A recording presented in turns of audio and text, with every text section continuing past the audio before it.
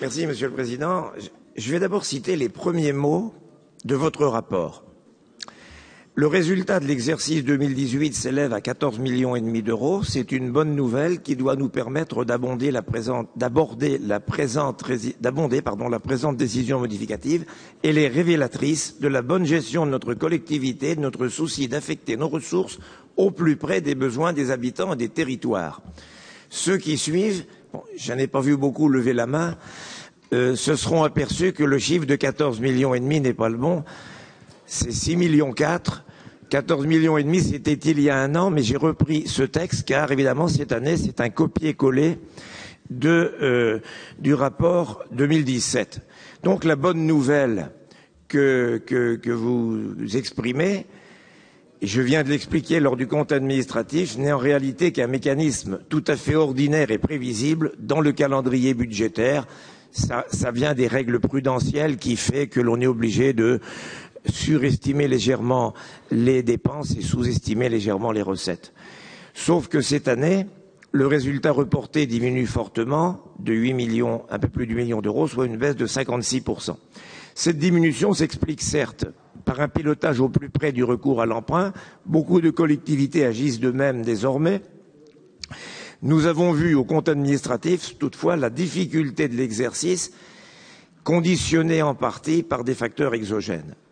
D'ailleurs, ce moindre recours à l'emprunt est à nuancer à la DMA, avec un remboursement du capital de la dette qui diminue également de 3 millions d'euros.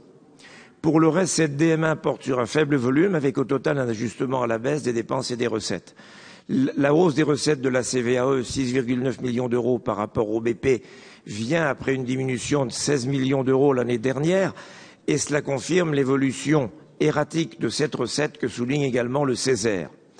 Autre ajustement important sur les fonds dits européens, avec moins 14,6 millions d'euros en recettes, alors que vous évoquiez au CA une montée en puissance, malgré un taux de réalisation en fonctionnement de 53%, le taux de couverture des autorisations d'engagement atteint 9,8 années, là encore, au-delà de la durée des programmations.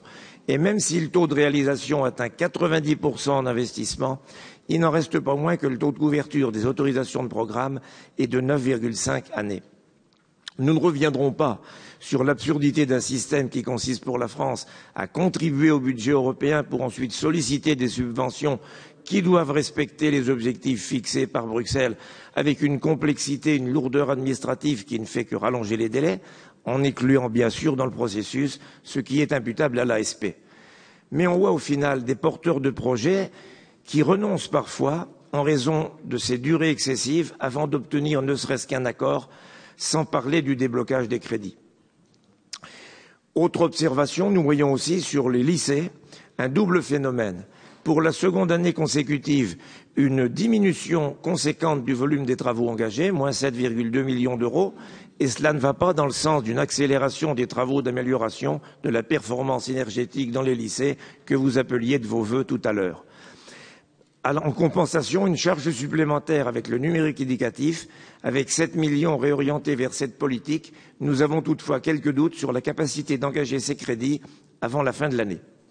En ce qui concerne le transport, la région est obligée d'avancer 6,6 millions d'euros pour l'atelier de maintenance d'Orléans, là encore en raison d'un calendrier que nous ne maîtrisons pas.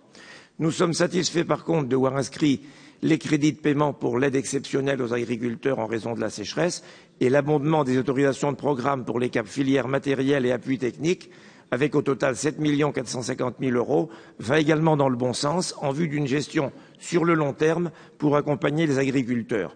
Nous nous interrogeons par contre sur la diminution de l'AP Cap Forêt Bois de 800 000 euros.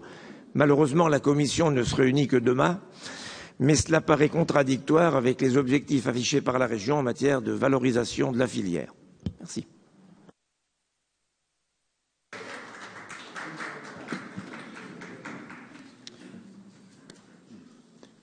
Merci, Monsieur Chassier.